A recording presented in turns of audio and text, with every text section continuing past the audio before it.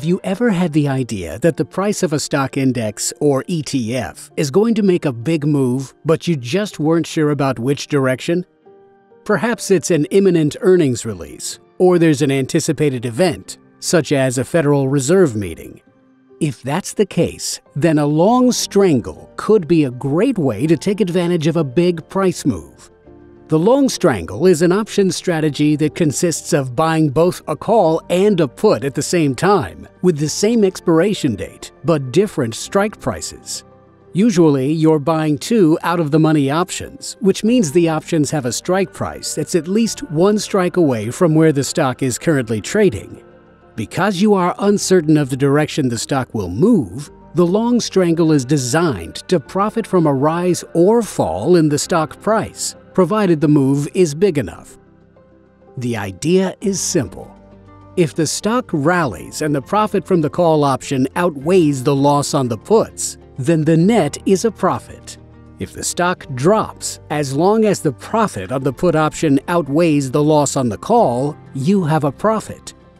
With XYZ stock trading at $55 and an earnings report around the corner, let's assume you buy the 50 put, 60 call strangle with 60 days until expiration. You purchase the 60 strike call for $2.70 and the 50 strike put for $2.50 for a net cost of $5.20. The goal here is for the combined value of both options to exceed $5.20 in order to make a profit prior to or at expiration.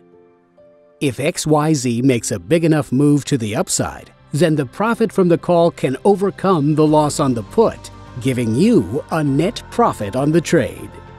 The same thing can occur if the stock drops, where the put option profits more than the loss on the call, giving you a net profit on the trade.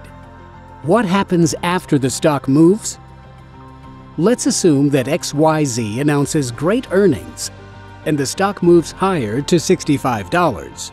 How did your strangle do? Since the stock moved higher, the call side of the strangle is now $6.30, while the put is now worth only 70 cents, for a combined value of $7. Since you paid $5.20 for the strangle, which is now worth $7, you have a net profit of $1.80, which is $180 per strangle. That's a profit of about 35%, while the stock rallied only about 18%. Had the stock fallen after an earnings report by a similar amount, your put option would have likely increased as your call option decreased. That's the beauty of the strangle. You don't care where the stock goes, as long as it has a big move in one direction or the other. What happens if the stock doesn't move much in either direction? One thing that's working against you in this trade is time.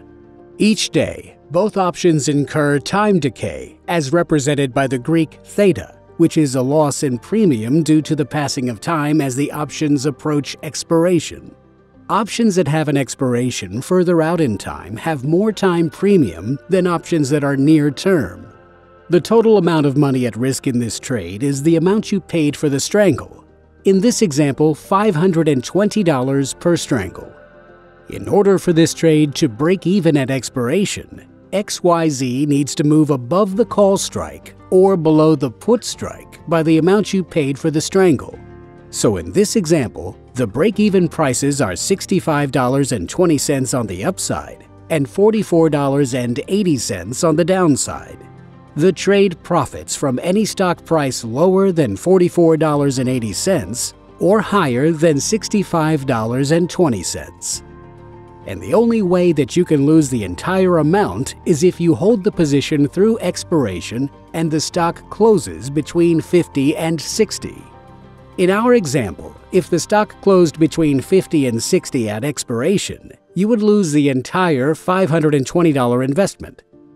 Because the strangle is a breakout strategy and typically depends on the market-moving event, it is unlikely you will hold it until expiration.